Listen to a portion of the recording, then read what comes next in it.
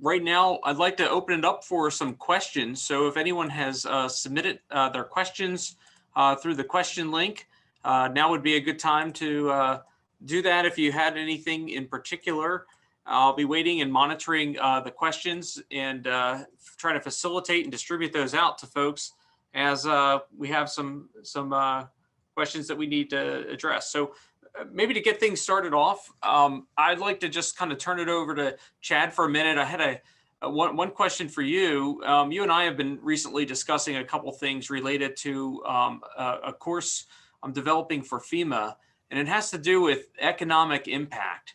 And I was wondering if, Chad, you wouldn't mind speaking a little bit about whether it was the Mosier incident or other incidents that you've been part of, and just how, it's not just about the hazmat and the people that get injured and the fatalities. That's all horrible, but there's another aspect of these incidents, and that's the economic impact on the community.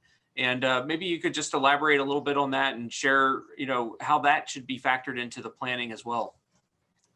Yeah, so one of the components that you look at when you're talking about all hazards planning or whatnot, you look at the initial, pre-planning all the way up to the response, but then there's that recovery aspect that probably doesn't get enough attention.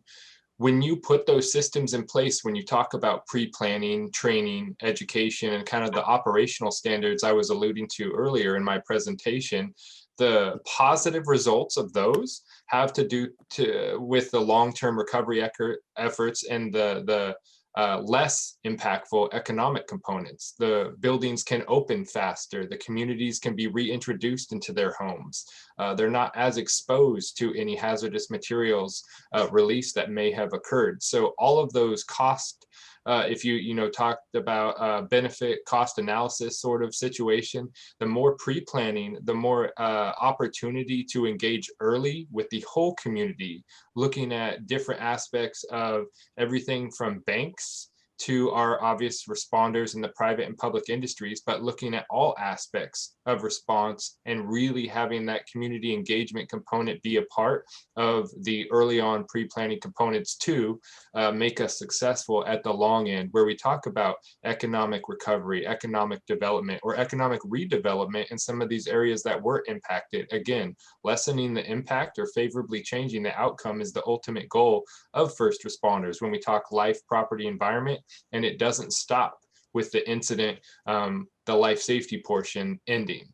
We have now remediation and recovery efforts that need to take place. And again, all of those training standards, all those components from firefighters, all the way up to the very complex pre-planning components play a part of the recovery and how fast that looks like.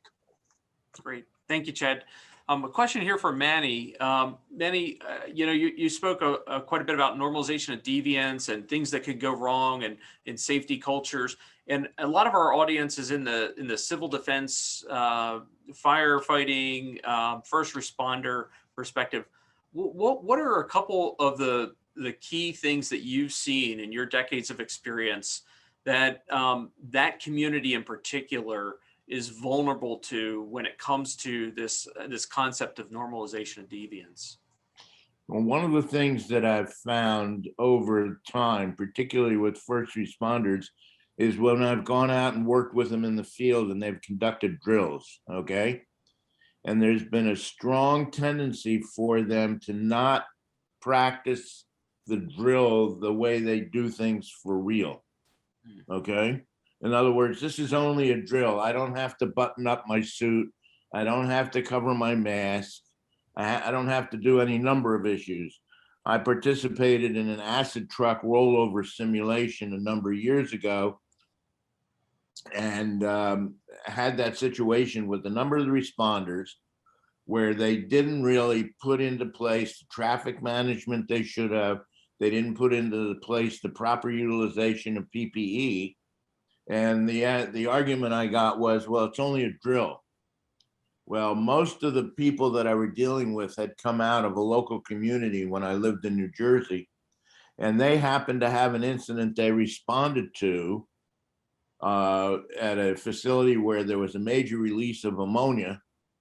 And I went down there, and lo and behold, two of the guys that were taken to the hospital were the two guys that I talked to on the drill, and they had done the same thing in real life. They hadn't buttoned up their suits and they hadn't taped off their SCBAs, all right? And they ended up being burned from the acid. And unfortunately, I think that happens a lot of the time. And that's a major concern I have when I go out and talk to people. You have to do it like it's real every time, all the time.